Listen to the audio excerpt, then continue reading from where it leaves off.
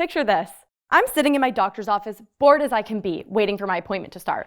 So naturally, I pick up a magazine that's lying on a waiting room table, and I turn right to the horoscopes page. I look for my sign, and I read a message that says, Virgo, keep strong. Good things are coming your way. Don't let the roadblocks get you down. And I take a huge sigh of relief. But why? Why do I care what this random magazine has to say? Why do I think my star sign has anything to do with the quality of my day? You might be seriously questioning my judgment right now, and fair enough. So to level the score, it's my turn to judge you. Let me guess. You're hard on yourself, you'll do anything for the people you love, and sometimes you're talkative, but other times you're really introverted. Did I get a good read on you? I bet I did. And how did I know?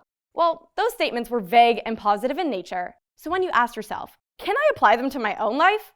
The answer was probably yes, which led you to conclude that I did a good job assessing your personality. The psychological phenomenon explaining this thought process is called the Barnum effect.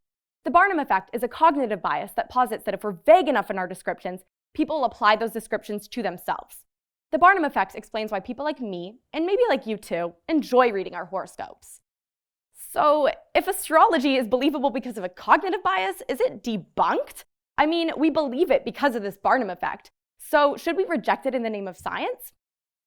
Astrology isn't scientific, and it's not good for us to accept statements at face value without proof or reason. But with that being said, for millennia, people have turned to astrology to make sense of the world around them. And with what we know about human psychology, it makes sense that people continue turning to it despite the qualms of the science community. If we look at search trends for the term birth chart and astrology, we see that they hit a 5-year high in 2020. And it's not a coincidence that people were flocking to astrology in tandem with the onset of a global pandemic. Research shows a strong link correlating people experiencing acute crises and an enhanced belief in astrology. We find astrology to be particularly meaningful during these tough times because it reduces our uncomfortable feelings of uncertainty, it provides us with an external locus of control, and it can help us organize our self-concept. Evolutionarily, we're wired to dislike ambiguity. Not knowing what the future has in store for us makes us feel unsafe and scared. And if you're a high-strung individual like myself, you probably want answers about your future, and you want them now. So what if I told you that the stars in the sky could tell you what the next year, season, month, or even day have in store for you? Existential crisis crushed. Because of its future-oriented design, people use astrology to make sense of the future when they're in those stressful situations. There's research showing that uncomfortable and stressful situations leads to people turning to astrology at higher degrees. This is because we yearn to find meaning when we're stressed, and what faster way to do so than by reading that it's all going to be okay because you're a resilient Gemini. We also all have an external or internal locus of control, which can influence our likelihood of turning to astrology. Our locus of control is the degree that we believe that we, as opposed to external forces, have control over our life's outcomes.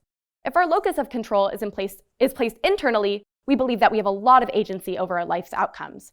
But if we place our locus of control externally, we think that outcomes are due to fate or happenstance, which can lead to feelings of hopelessness. Because it attributes outcomes to forces outside of the self, people with an external locus of control are far more likely to turn to astrology. You might have heard people say things like, ugh, it's chaotic right now, Mercury's in retrograde, or I can't help but being sporadic, I'm a Cancer.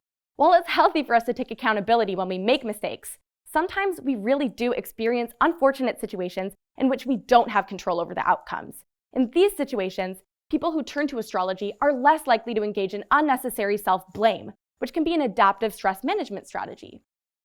Also, as humans, we want to get to know ourselves better, and astrology lets us do that. It causes us to reflect inward as it provides us with descriptions about our personality. Also, it's easy for us to incorporate the astrological forecast into our own self-concept. As humans, we're better at remembering positive information that validates our self-concept over negative information. Even the biggest astrology skeptics start warming up to it a bit when it produces positive descriptions of the self. Never underestimate the power of flattery. It's through our understanding of human psychology that our interest and consistent presence of astrology in society starts to make sense. Astrology isn't a science, but that doesn't make it illegitimate.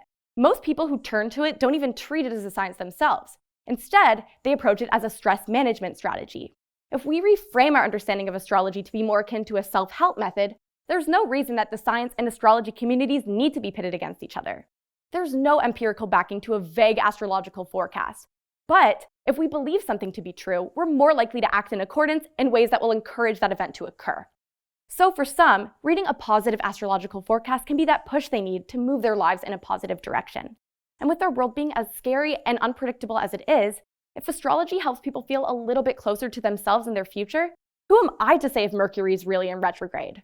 If Mercury's retrograde helps people sleep a little bit better at night, I say, why not? Thank you.